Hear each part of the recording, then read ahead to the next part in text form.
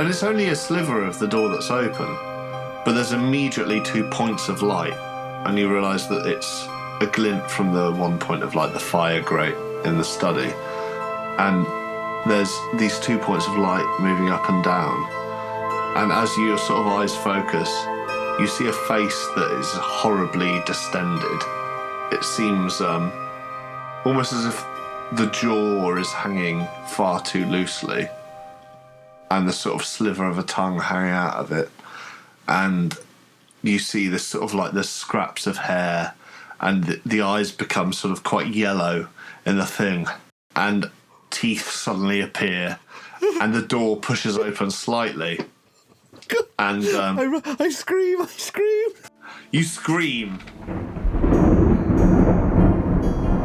The Apocalypse players present A Christmas Inheritance, a Call of Cthulhu 7th edition scenario by Danann McAleer in the style of M.R. James, with Joseph Chance as Edward Caister, Dan Wheeler as Reverend Peregrine McCutcheon, Dominic Allen as Sidney Wagner, and Danann McAleer as the Keeper of Arcane Lore. Part 4. A sort of dog.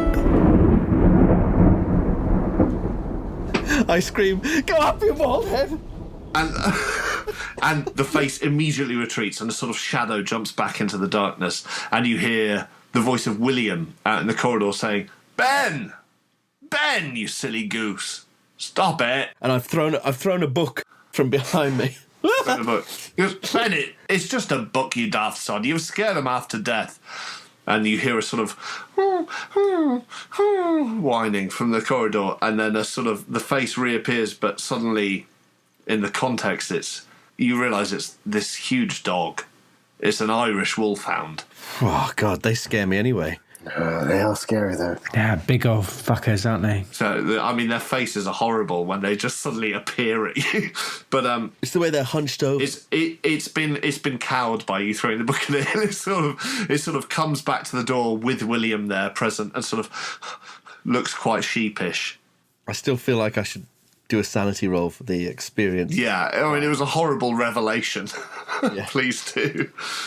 Okay, I succeed. I pass my... So you're fine. It freaked the fuck out of you, but you're like... Oh, I'm a silly goose. You comes up, okay, thank fuck.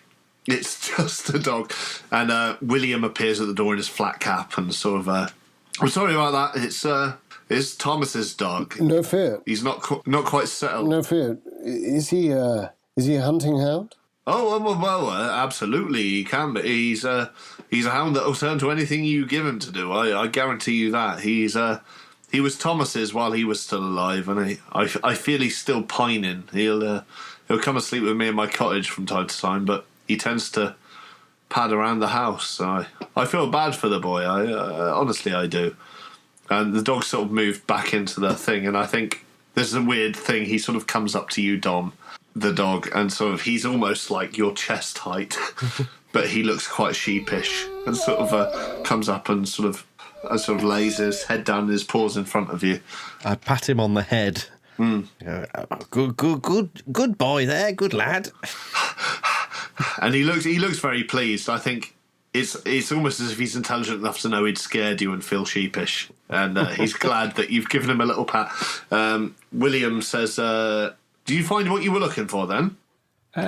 No, to be honest. Oh, I see. What was the issue? Well, A great deal of information. maybe we should start with Ned. You were looking for some papers and... Oh, yeah. Oh, the papers. Peter, sorry, Mr. Ainsworth left them for you. Well, they're all perfectly in order, and that's fine. But I was thinking that, well, you just called him Thomas, and that makes me feel that you knew Mr. Caldwell far better than I. Oh, I served him for several years. Other than the study, was there any other place that he frequented? Well... Within the house, I mean. He was, within the house, not so much. He'd have his dinner, and then he'd go straight up to his study, and oftentimes I'd find him asleep in front of the gate, with his feet up. Burned himself to death 1 or 2 times, I swear. But other than that, I mean, he'd spend several of his days out by the Folly, down by the ruins. The Folly? Would that be the Greco-Roman temple? Indeed, sir. Oh, you did see it when you came. In the light of day tomorrow, you'll see just what treats this place has in store for you. There's as you've seen, the Folly, there's ruins, there's a maze, there's a temple. Let's have some lanterns, William. Let's have some lanterns. Light them up. Absolutely, sir. Quite right. And he shuffles off. Oh, just a second. I was wondering, you haven't heard any stories about bears around here, have you? Bears? Someone hasn't got like escape from a zoo or a travelling road show. No, there's no zoos around here. If there was a bear escape from the zoo, I imagine the local children would eat it right up. So we wouldn't worry about that. What a strange thing to say. Can I do a psychology roll on him? I think I want to do a psychology roll on him as well. I'm going to try and get into Sydney's eyeline while he's studying so carefully with his furrowed expression. Just okay, cool. I got an extreme success. An extreme success on my psychology. Yeah. Okay, so an extreme success. And what were you looking for specifically, or was it just a general? I wanted to know how he reacted to me asking about bears. There was so you can't be sure, but it seems when he said bears, you saw a flicker in his eyes that suggested a mixture of excitement and surprise. Oh, that's so much worse than what I was expecting. Unexpected. Oh, that's horrible. Yeah. And it may just be because, he's a country boy and he's never seen a bear in his life. And these are these townsfolk coming in and they're talking about bears and golf and shooting. I've never had anything like that. But there was something when he said bears that he seemed sort of taken aback, but quite gleeful almost. Just a flicker in the eyes, yeah. Oh, God. Also, I don't want to sleep here. I know, to remind you, gentlemen, it's I don't know if you've got a clock up here, but it's coming on to 1 o'clock in the morning. It is, isn't it? Bring us those lanterns, though, will you? Maybe we should turn in. But bring us those lanterns, will you? Well, I will. I'll just go and fetch them from downstairs. Well, I've put one already in each of your chambers. Well, if I'd known that. Yeah, but in which case, you can turn in with me. Well, thank you very much, sir. Pleasure. And Mr. Ainsworth will be back tomorrow, I'm sure, bright and early. And, we'll have a grand old time looking around the grounds and seeing what you want done. So thank you for your hospitality. He's very sort of awkward. He's sort of... it's like he doesn't want to say the wrong thing to you. So he sort of backs out of the room. As he leaves, as the door shuts, I turn to the other two and I say, right, gentlemen, meet me in the hallway in a moment's time. Take your lanterns from your room. We're going to that temple of yours, I say, looking pointedly at Pip, not Perry. In the middle of the night? That's what we're doing. Let's wait till the morning? There's a boy missing. Samuel Martins is missing. I'm with Eddie on this one. He got folded up in the maze. I don't trust that man further than I could throw him. William, I mean. And as for Thomas Caldwell, I don't know what he's up to. But look at this library. It's unique. All right, Ned, we're here as your guests, so if that's what you want, then... And then, as I've said that, you both see me hesitate, and my head turns towards the ledgers to one side of the fireplace, and I go, the ledgers. I forgot the ledgers. Quick, let's look at the ledgers. Quickly now. And I grab one and I thrust one in each of the other's hands, and I start to look at them. Oh gosh. I'll do a spot hidden in my ledger. So I'll do whatever you tell me. Yeah, do what you like in the ledgers. You library use. The thing is, unless you're looking for something locksmith, unless you're looking mechanical repair. There's a secret compartment in my ledger. There's an engine in my ledger. Summon elemental. Unless there's something you're specifically looking for, all you can really glean from them is in there. There are the sort of the Caldwell deeds, I suppose you would say. There's the details of the house and the lands. There's some sort of family tree stuff. I'm looking for a map of the maze. And I've rolled a 7, which isn't. You rolled a 7, which is very good. So Can I clarify Well- what the ledgers are? Is that an extreme success? So the ledgers are sort of leather-bound books that they're in a cabinet to the left of, as you face it, the fireside, and they sort of they're full of legal documents and stuff. So whereas the rest of the place is books, this is the stuff with contracts, like deeds, family trees, things like that. It seems to be the personal history of the family, from what you can glean. With an excellent success, I must give you something, but I'm afraid it is not a map of the maze. Fair enough. You scroll through, and you spool through, and you find layout designs. One of them is from about 80 years ago, you'd sort of presume. It's probably the most recent sort of diagram of the layout. Even then, the maze is sort of just a cube, but there is a tiny shaded sort of circle, and at the bottom there is just a note saying, "Ask Lawrence." I think we should look at this temple tonight. Okay. Tonight. All right. I concur. And then, Okay, grand. And if necessary, we should burn that. Burn that fucker to the ground. well, let us not be hasty, but if the Reverend says that we should, then let us not ban that from our actions. William's left the house, and you've sort of given him leave to go back to his cottage. It's on the grounds, so okay. He's within calling distance.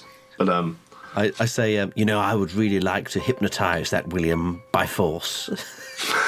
Sadly, such things are not possible. Well, I don't know. I've got a shotgun upstairs, and it may come to that, but I don't trust him. No. He's not been terribly forthcoming with all the secrets of this house. What do you mean? I would have thought, well, I feel like there's a whole narrative going on behind our backs. Did you see something again that I didn't see? I think he's been utterly charming, and you're all Yeah. I agree. I saw a monster. I mean, I have to disagree.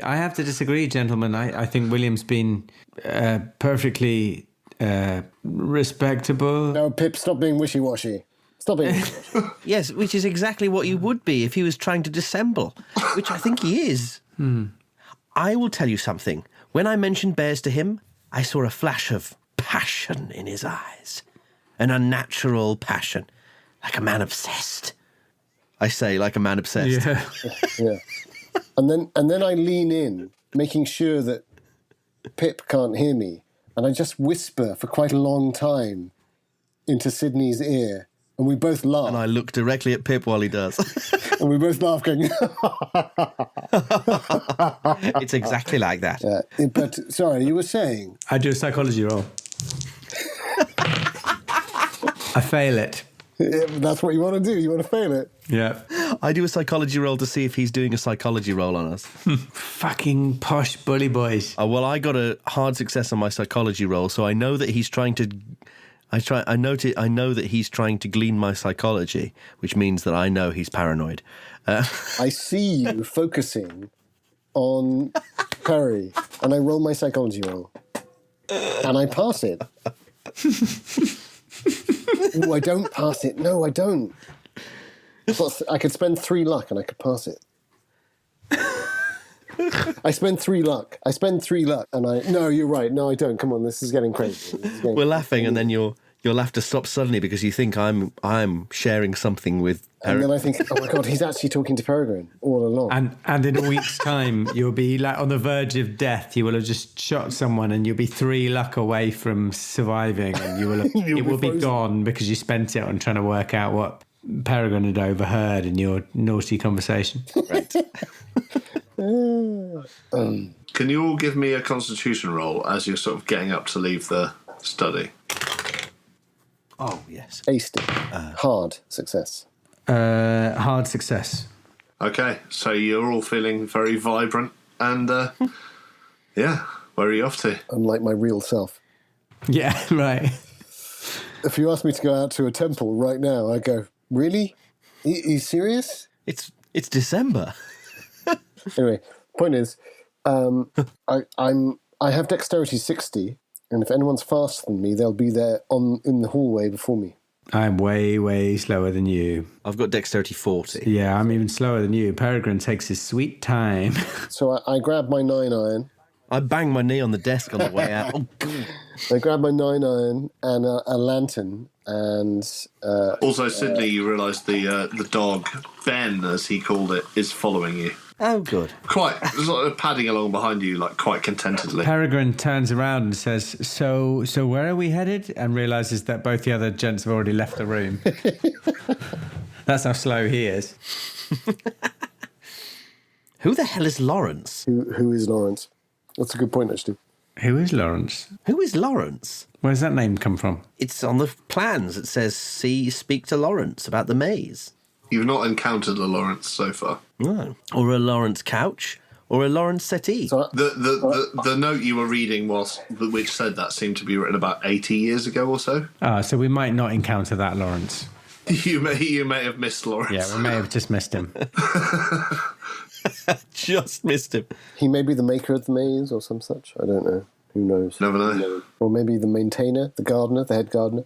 Wait a minute. Before we leave this room, well, you guys can leave. I'm going to hang back, and I'm going to check. I'm going to check the books, the records, the ledgers. I want to see if I can find any reference to roster of staff members, alive or dead, over the last 100 years. Excellent. So are you doing this while they leave? Because it's going to take you a while. I'm going upstairs to get my field glasses anyway. You are upstairs, but you're on the opposite corridor. Oh, I'm going to my room to get my field glasses. Well, I'll have a quick look and see how well I do. Or do you want to do a library roll and see how you do? Like, you might get lucky. You could do a luck roll or a library use roll, I suppose. Well, I'd rather do luck than library because I'm very lucky. Do luck. You know where the sort of like the houses, portmanteaus are. This one, I tune myself to this. Speak to me, Lawrence. Yes. Show me your secrets. And anyone who walks past the door to collect their field glasses will see me in the firelight with my eyes closed walking around the library, about to bump into the desk again. And I roll a 38 on a 74. Wow. So you do, in amongst the leather-bound sort of mantos of, family history and legal documents, you do find staff procurements and dismissals. There are no staff members named. It's all numbered. It seems quite abstract, and it seems like the impression you get is that they've been using a lot of itinerant workers, maybe, but there's no one really who seems to be regular staff over the last 100 years. And in terms of dismissals, there's nothing that stands out as being unusual. There's no sort of dismissals there's nothing noted under dismissals. There's plenty of people leaving and never appearing again in the ledger, but there aren't. But nothing disgraced or commented on? No. I see. Oh, well. Ah, well. Worth a check. It was Worth a a good punt. idea. So I step into the hallway. You got your field glasses, Perry? Where are you, man? We've been waiting for you. That's fine. I've just picked up my field glasses. Ben, the dog, is just going mental behind you. Down, girl. Boy. He looks very offended and wanders off. No, he's fine. He's following. There was something about the interaction with Sydney. I think he's like following Sydney because he scared Sydney, felt ashamed, and then Sydney petted him. So he's just like following Sydney. I'm actually just going to go up to the dog, Ben, and see if I can try and tame him a little and try and get on his side. I'm going to roll my animal handling. Oh my god. Oh my god. I can't believe you wasted your animal handling on the dog when we're clearly going to have to confront a bear. We've got a bear coming. It's like Sydney's never existed. And he just immediately just tags along next to Peregrine and is just sort of at your beck and call. It seems far tamer than he was earlier. There's the sort of shaggy beast. You're aware that he's the dog of the dead master. Thomas Cornwell's been dead for several months by this point, so he must feel lost and looking for someone to cling to. So it makes sense that, but whatever it is, you've come up to him and sort of shown him something. And I pull out a little bit of cheese that I keep in my pocket that I normally just...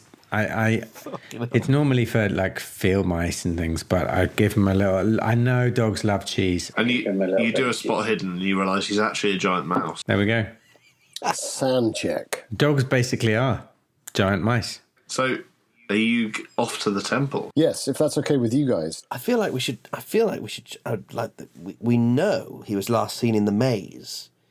I feel like we should check the maze as well. But I think temple first would probably be an easier, quicker thing to check, because the maze will probably get lost. Yeah, because it's a maze. We're idiots. It's a 50-50, but I think that maze without a map. Tricky stuff. Are you fond of mazes, Eddie? Very. Oh, that's a shame. I was going to suggest we could just burn it down. So you make your way outside of the front door, and the rain's coming down now. It's not just the drizzle of earlier; it's pretty heavy. It's not a night for maze burning. The temple it is. And quite. You can now all see over to the right the sort of glimmer of the flickering flame in the brazier. It's a couple of 100 yards away from you. Obviously diminished by the weather, but it's still there. I wonder who keeps that flame lit. Yeah. It's very odd. Well, I've got my golfer's cap on, I think, for this, and I'm putting my... Oh, I've swapped for a fez. a fez. the 9-iron over your shoulder. Yes, nine iron over the shoulder, but still leaning on the other hand, leaning on the cane as I. Yes, so you see that to the distance. You can see the temple. You can see the outline of it lit by the brazier. It's sort of in silhouette, but if you're willing to brave the rain, you can sort of cut across the lawn directly towards it. It's funny that he's David Tennant, because I feel like I'm probably Michael Winner in this. You're Sylvester McCoy. Who's a legend, let's not be wrong. Yeah. Well, I'm in a fez right now. Maybe I'm more like Tommy Cooper. I think we're willing to brave the rain and cross over for one quick investigation. So you stroll along the lawn, and you're being followed by Ben, the massive Irish wolfhound, sort of trotting along towards Peregrine's side. Who's in front? Who's going first? I think I'm probably... Actually, just to retcon my head, where I think with the rain I wouldn't reach the fez. I think I'd use the... Quite right. I'd wear a rice hat. Yeah, oh, yes, absolutely. Because then it'll expand and cover more of you, yeah. So I'm wearing what's the proper name for them? A non-la. I'm sure I pronounced it wrong. Sounded good. Excellent. So whoever's in front, who are you? It's me. I'm at the back with the dog. Give me a luck roll. Oh my god, I passed by 2. Excellent. So you're coming within sort of 50 yards of this temple. It's sort of thrown into better and better relief. At the last minute, you realise your heel slightly sort of slides downwards on something, and you realise you pull back just in time to not fall into a pit in front of you, and you realise that there is as your eyes adjust, there's an entire series of sort of ruins, like trenches and half walls dug into the ground in front of this temple, and it extends for about 50 yards. Good God, gentlemen. What is this place? I couldn't be more thankful that you're both here. I wish I could say the feeling was mutual. Yes, yes. I'd probably add, I'm so bloody sorry that you are both. If I could change that, I would. What on earth have we stumbled into? I don't know, but it doesn't look good. I feel like this is probably something we could have looked up in the library.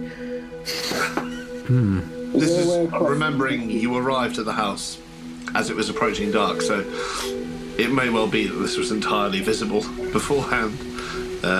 But in the night, it seems like a sudden series of obstacles between you and the temple. Can we see any way across? Oh yeah, for sure. I mean, you can just branch out to the left or right as long as you're careful. You can, as your eyes adjust, you can see. Well, I'll just stick to that side, and you can still get to the temple. It's only 50 yards away. Then So should we work our way around the outside? yes, I think so. Well, no, I think still head across. That would be my plan. If you want to head across, you'll be doing some jumping. If you want to go around, it'll take you maybe 2 minutes longer. Oh, maybe I misunderstood. Sorry, I thought you meant there were ways across. You just have to pick your path. There are ways across if you want to jump. Otherwise, go around, but it won't take you much longer. Then we'll go around. Yeah. Let's go around. As we're going around, I say, those kids from the village were awfully odd, weren't they? Yes. Do you think they were odd? Kids? Were they goats? Sorry? What? You call them kids? I believe he refers to the children, the human children. Oh, I see. Sorry, and it's one of these newfangled expressions. He's travelled a lot, hasn't he? Well, I was in show business. You were in show business when I forget now. Here I am, stuck in the government. I'm in the government, old chap. As you reach the brazier, which is out the front, it's just under the lip of the temple, so you can see how it's kept alight. It's got coals in it, so you assume the groundskeeper William or whoever has been lighting it, but it's Groundskeeper Willie. But only just William, but Willie, sure. And yeah, it's sort of Greco-Roman, and it's so new. Like there's no, it's one of those follies. Wait, let me do my archaeology check. Please do. I'm going to push it. The rain's in my face. I take my hat off and I wipe it. And I put my cap back on. Is this what I think it is? And I lean on my. The Chamber of Secrets? Yes, and the second time I do pass it. Okay. It's embarrassingly badly made.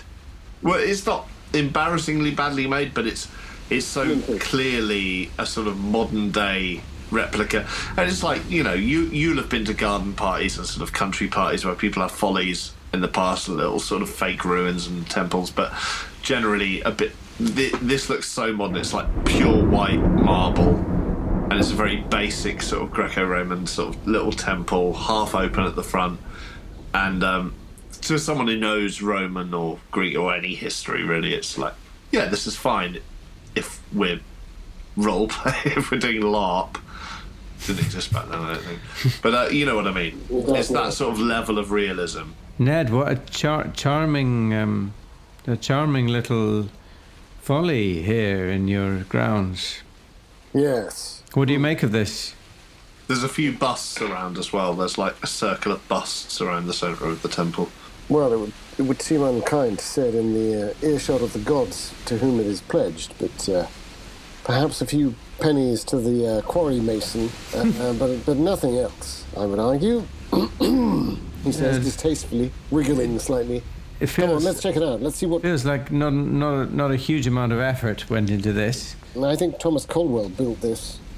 Maybe with his own hands. Maybe. Well, come on, let's not... to be clear, it's clean. It's well made. It's just nowhere near historically accurate. It's a mere imitation. Nonetheless, it may contain... It reminded you of some of those European castles in Sonoma County, California. We'll press on. I think there might be some sort of inscription around here, he says, raising his lantern, stalking forwards. He slings his 9-iron. Oh, yes. The only thing, like, stalking around the temple, it's disappointingly clean. It's disappointingly modern. The only thing you can sort of glean towards the back, there's a fish pond sort of surrounding the back hemisphere of the temple. But again, that seems to have been dug recently. All of the busts, all of the statues, there's a few little cherubs dotted about, but they seem to be generally bearded. They look like they might be Saturn or Kronos, depending on whichever era the artist was going for. Obviously the same fella. But other than that... I'm going to do a listen, if that's Spot right. hidden? Please do, yeah. Spot hidden's not going to yield anything, I'll tell you that. It's deliberately clean cut. And I've rolled an extreme success on my listen. Your extreme success attracts your attention towards the west, which is towards the maze and back towards the house. What's that, Perry? Another red robin? Well, it is. This is the thing. You hear a robin. It's that robin again. And then mid-tweet, there's like an absence of sound, and the sound of the robin disappears. And it sounds like the air has been violently snatched from its body. That's the most curious sound. I've never heard a robin make a noise like that. It's as if the wind suddenly changed direction. Its song was being carried this way, and then part way through it was snatched away. I put my hand on his shoulder and I say, by snatched away, you mean? I can't put it any other way. That's not a natural sound. That robin has been interfered with in some way. Perhaps we should check on this robin. I mean, if it's had a heart attack, Perhaps it can be nursed back to life. I mean, the entrance to, well, what you know now is the maze, although obviously it's impossible to tell a maze until you're in one. It's amazing. The sort of clear entrance, the archway to the maze is in front of you on your way back to the house. You just circumvented it. Well, let's at least check out the entrance. That seems fair. We should at least shout for the boy and see if he lets out a groan of Samuel! of pain. That's the spirit. Damn it. Yes, let's check out the entrance. Sammy! Samuel! So, Where's that dog? it's still following you. Here, boy, Ben. Good. I asked the mother to bring me an artifact from the boy tomorrow, so if we don't find it, Samuel! we can get the dog to smell it. Sammy! So, as you're sort of walking along shouting Sammy, you hear no child's voice. Initially, you hear only the wind suddenly blowing in quite strongly from the south. But just as you're reaching the archway into the maze, you hear a boy crying inside. Do you hear that? He's in there. From what you can see inwards through the entrance, not much darkness, but certainly overgrowth. Well, gentlemen, it seems to me that while we find ourselves in an emergency, if we are to hold off hypothermia, we should probably sort out our attire. Umbrellas, I fear, might be the order of the day. Yes. Or at least deer stalkers. Keep it running off my eye. Well, I don't have a deer stalker with me, but I do have I do have a rather fetching what are they called? I'm in your hand. No, I do have a deer stalker. I beg your pardon, Eddie. I do have a deer stalker with me. I was thinking of those things the longshoreman chaps wear. Oh, a sou'wester. A sou'wester.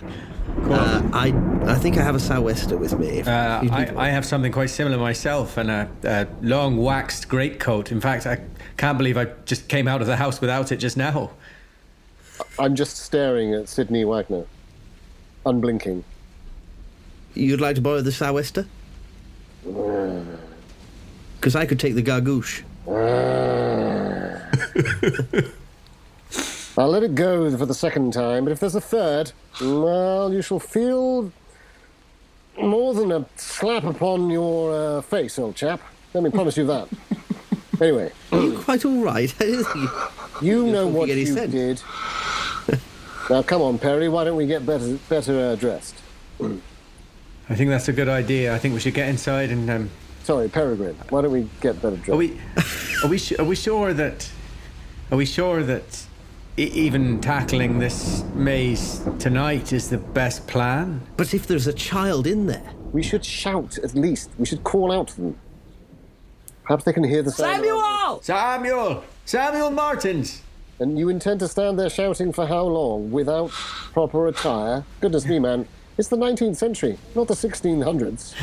I don't know. I feel sort of torn as to whether, if this is urgent, we should go straight in. If it's not urgent, then we should get a good night's sleep and try again in the morning. One thing I probably should have mentioned in the intro, in terms of timeline, is Judith came up to the house, obviously, maybe a couple of hours ago. Well, probably slightly more than that.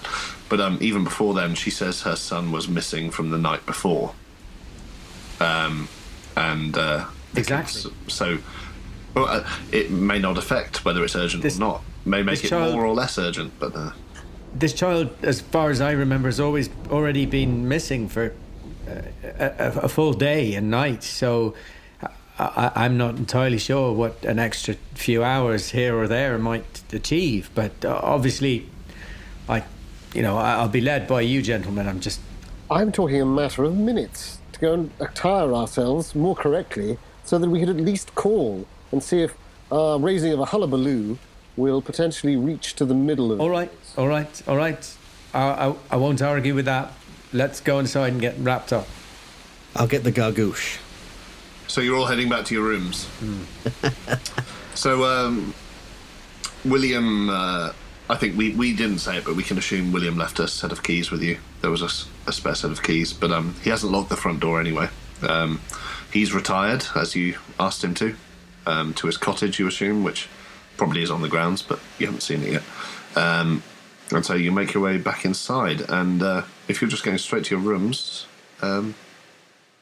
feel free to grab what you'd like and head back out. In the old cut-off elephant foot that is used for canes, pokers, golf clubs, and the like, is there anything resembling an umbrella there as we enter into the atrium? No. Of our marvellous double stairway? No, okay. It's worth nothing. The staff have gone home, so it's not even an elephant's foot, is it? It's a bison's foot.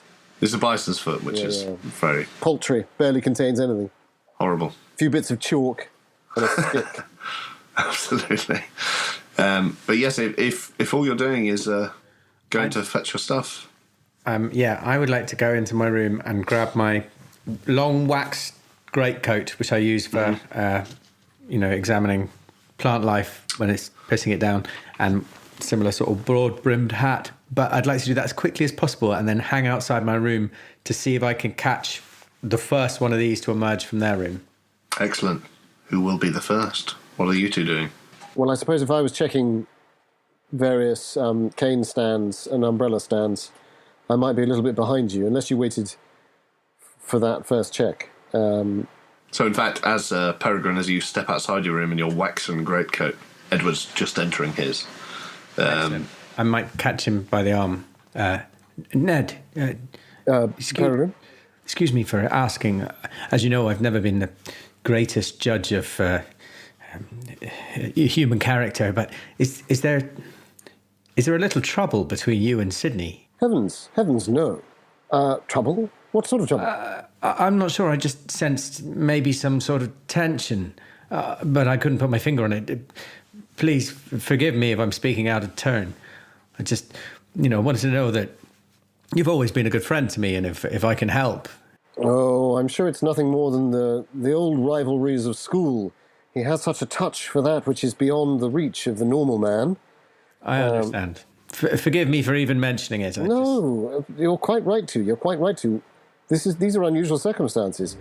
It's almost as if I was aware, in some small part of my mind, a compartment that I've never looked into, that I might need the company of two such men as yourselves.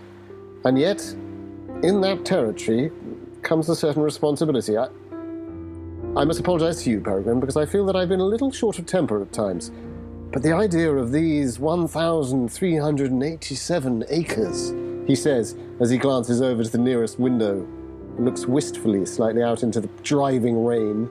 Of course, I understand exactly what you're saying. It's an enormous responsibility. And I actually take him by the lapel, in a moment of closeness rather than anything to do with violence. And I say, but that's why we need Sydney, you see. He has an eye for these things, an ear, shall we say. And when pressed to the ground, he can hear vibrations that the rest of us only dream of. But anyway, the boy, we must try and find Samuel. Of course. Somewhere beyond my door you hear me going, "Where is the gargoyle?" And then I rush for my own waxen coat from my campaign days. And unless anyone stops me from putting that and a deerstalker on, I'm back out again. Yeah, and I make my way back downstairs as well. I know, I love it. I emerge in an ostentatious gargouche. It's a half body one. Comes down to the middle of my chest. Just with eye holes cut out. It's got my face cut out. It's got sequins,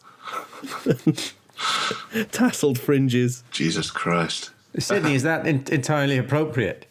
It's surprisingly effective in the rain. The conical shape and the metal sequins help the rain slough off in a way that the capuchon, though a similar shape, is more absorbent. Understood. Well, we won't lose you in the dark, at least. This is true, and you can always hear me jangling. That's right. Ka-ching, ka-ching, I say as I shake my head. I have an umbrella as well. Perfect. So, there you are gathered in the front doorway again. Well, should we get back to what we were doing before? Samuel Martins! Samuel Martins! Samuel, why don't you head round that way? I'll head round this way, and one of us should hold the entrance. What of the maze or the house? I'm in the maze. Right, yes, good. So, when you reach the front of the maze, are you heading in? No. Wait a minute. Let me reiterate. Wait a minute. Why doesn't one of us hold the entrance? One of us will go round the left side of it, and the other one will go round the right side of it, shouting for Samuel. Well, Where's that Mr. What's his name again? William. Purdue. Why don't we ask Mr. Purdue if he's got a stepladder? Well, I'm not sure you know where his cottage is. You could probably find it if you looked for it, but you sent him home. Mr. Purdue!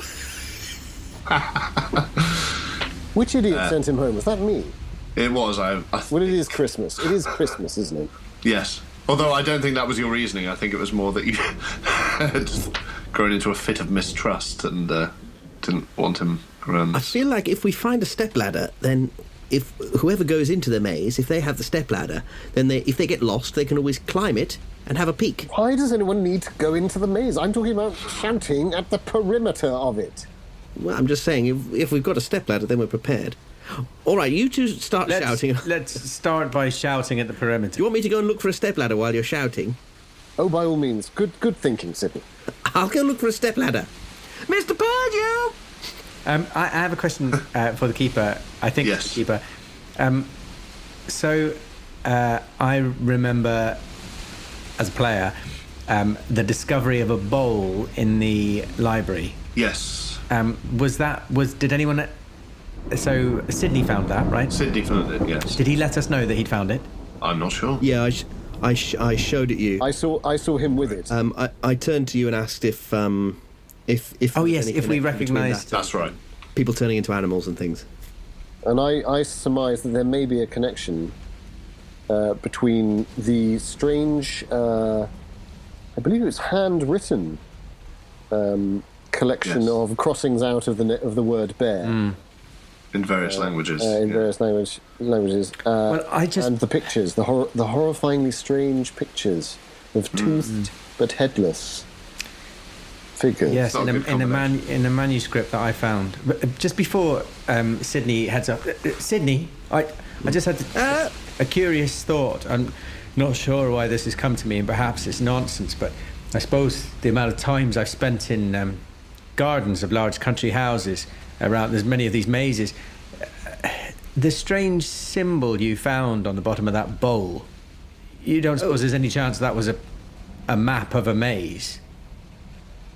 Well, I think it was the Vegsevere, the Norse compass. It might guide us.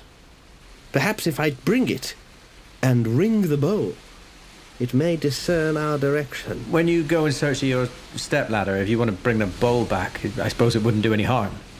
But you're not seriously suggesting that we go in at this time of night, are you? Well, no, I was suggesting we go to bed. Well, I think collecting the bowl is a formidable opinion, a formidable idea, and I think you're onto something. It did remind me of a prayer bowl. It gives me an idea, I say, walking back to the house. Anyway, shall we get back to our shouting, Ned? Let's not go too far away. If at any point you stop being able to hear me, and likewise, then we head back to the entrance. And I'm not going in. I'm working my way around this side. Understood. I'll work my way around the other side, shouting, Samuel Martins! And I head off. Samuel! Just so I'm clear, Sydney has gone back towards the house to find a stepladder and perhaps retrieve the bowl. What could possibly go wrong? What could possibly go wrong? Peregrine and Peregrine and Edward, you've split up and you're going round the various edges of the maze. As far as we can get and still be heard. Have we correctly surmised the sort of geography of the maze? Is that possible for us to go round the outside? It should. Well, who's to say? It might be overgrown, but it looks like we can start doing that. Yes, for sure. So I'll start with Sydney.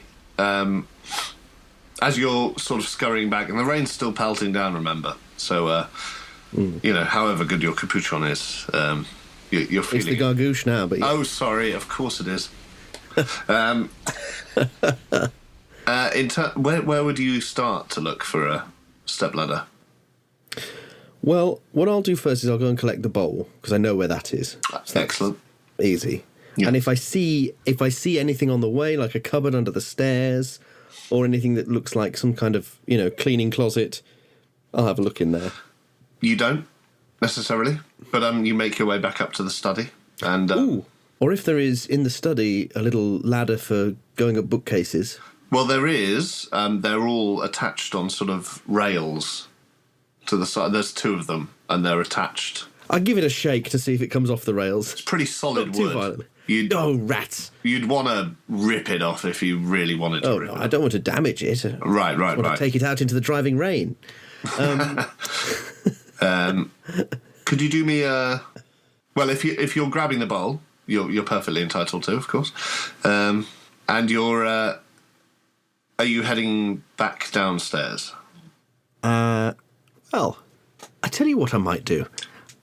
Being a psychical researcher, I think I will stand on the landing with the bowl. Excellent. And I will take... What have I got on me? I shall take... I've only got hats. This is becoming a warning to the bowl curious. Isn't it? I shall run my finger around the bowl to see if it resonates. And if it does, I shall try and tune into those vibrations, and I shall concentrate on the idea of where the nearest stepladder is. Amazing. I love it. Such power. And if it works for this, then it'll work in the maze. That's my thinking. Well, this is... Yes. So... Well, it's not as resonant as, say, a Tibetan singing bowl, prayer bowl. Yeah. You're not getting that same sort of lovely... harmonics sort of coming off it, but you do start to get a sort of Scandi rubbish. Absolutely. Certainly not with your gouty finger. Calloused finger just scraping the edges. You get a bit of a sound. You're doing it fast enough, I suppose. There's blood smeared around the bowl. So as you stand there on the landing, With my eyes closed. I'm going to say you. What are you focusing on, really? You're just focusing on where the nearest stepladder might be? Yeah. So you flashback. Could you do me a luck roll? Yeah. Yeah. Currently, my luck is 74. That's pretty Not good. It's really good. You're gonna... 97. Fantastic. So you can't think of anywhere that there might be a stepladder, but you do hear a child crying about 2 meters away from you in the darkness. Just down Samuel? the corridor. Samuel? And then as you say his name the second time, it cuts off, and you sort of feel maybe a breath of wind, and it's gone.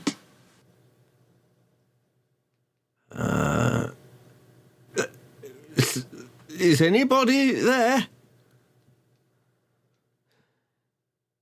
He's a charlatan, isn't he? This has never happened before. Terrified. He's bowl curious. He's not a charlatan.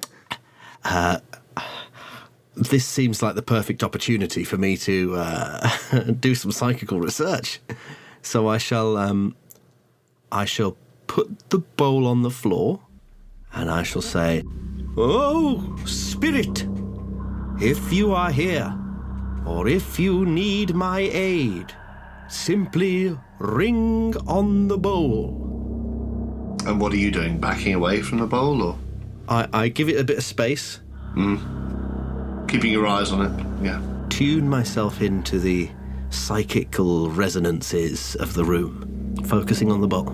Give me a sign if you need my help, or if you are present, knock on the bowl. All you hear is the same child's crying, but directly behind you, about the same distance as before, but in the opposite direction. No need to be scared, child. I'm here to help you. I have a sensitivity. I can hear you. You can speak to me if you want.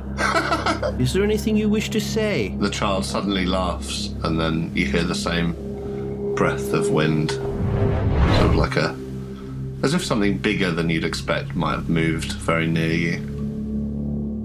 How big?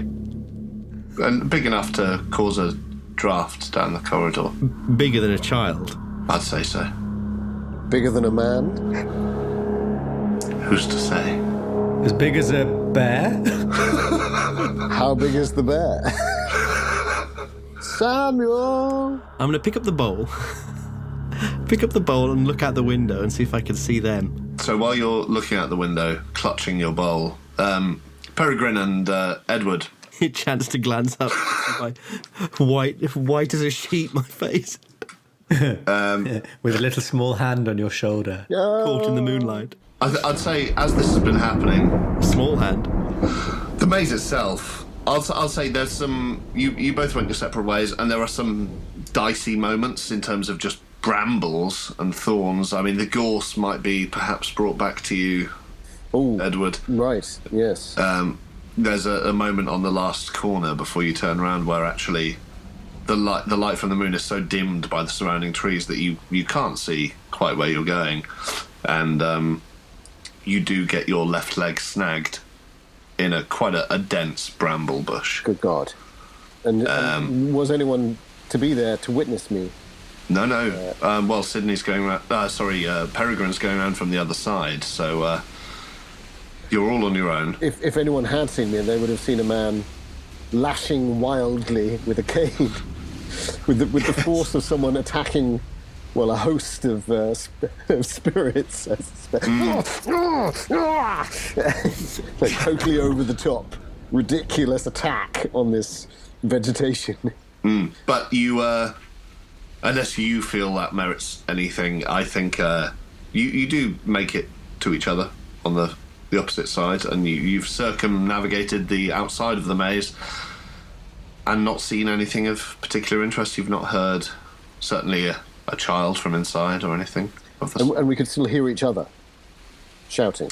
Well, yes, I think, it's not so wide that you couldn't hear the other. So. And we can technically get all the way around it. Yes. But of course, there's not a secret entrance or anything. Well, not that we saw. It's pitch black and it's still pissing it down, so it's I think we have lamps. very hard to tell. We said we had lamps, didn't we? You do, but hooded lanterns. yeah, sort of holly-covered hooded lanterns of the festive season, and yes. But you didn't notice any sort of tunnels or hidden entrances or anything like that. It was very tidy edges of the maze, even if the ground around it has been let to go slightly. Well, Ned, I say, putting away my pocket knife that I've used to cut back the brambles and get around quite easily compared to Ned, who I can see is covered with leaves and thorns and something that might be blood and might be blackberry juice. Well, Ned, I heard your voice all the way round, but I never heard anyone else calling. It's not a particularly large maze.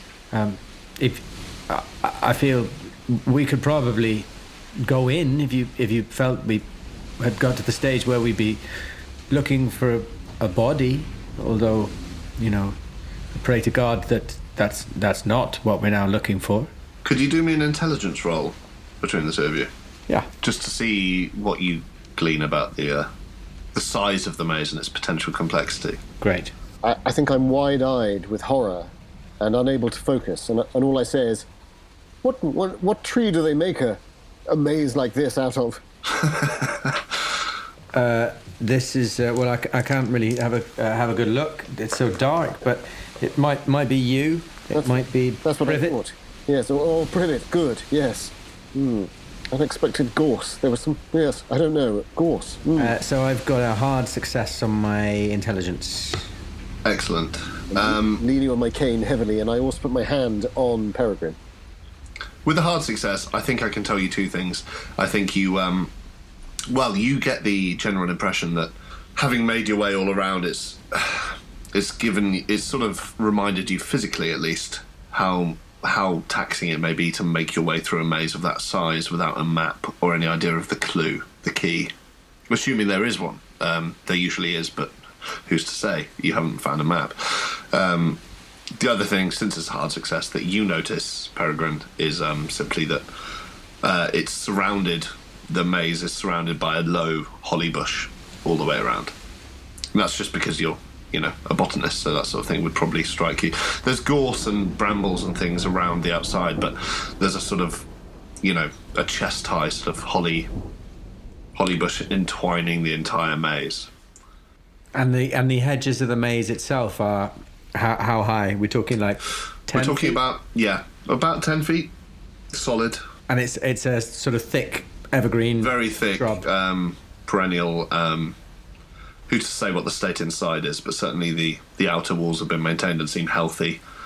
It would be, obviously you could hack through it if you wanted to, but it would take a bit of effort and time.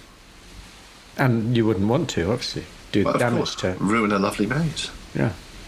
If the poor lad's still in there, well, at least there's some water to drink. And as you say that, back to Sydney, pressed against the window, having heard a couple of things. So, what would you like to do? I'd like to go back outside now. Excellent. So, as you turn from the window, so in my mind, you've been sort of back and forth across the top landing. You went to your room, you've gone back to the study. To get to the window, I'm assuming you're therefore in the that corridor that the study's on. So the window at the end does look out over part of the maze, which makes sense. You were sort of looking out maybe to see if you could see them. Yeah. As you turn, could you give me a spot hidden? Oh, Jesus. Oh, I think I want to fail this. It's 50-50. Oh, that's an 88. I failed on my 50. Excellent. So, as you turn, you make for the end of where the hall you think is, but you've not lit any lights here. And the grate in the study seems to have gone out, so there's no sort of even orange bloom behind you. And as soon as you start walking away from the window, you hear a sharp intake of breath and what sounds like the beginning of quite a guttural sort of scream. And could you do me a dodge roll, please? Is the guttural scream my own? Who knows? Oh, God, my dodge. I didn't even think to put any points in dodge. You never see them dodge in an M.R. James story. Oh. They rarely have to. Oh, an 18 on a 20. Okay, so as you turn and as you start walking, you hear this intake of breath behind you, and you hear this movement behind you of something that feels bigger and perhaps clumsier than a human. And as you wheel round to face it, to back off or to whatever you do, it brushes past you and you just get this sense of coarse hair. And this sort of swish past your face of this coarse hair, and you hear something kind of lumbering away.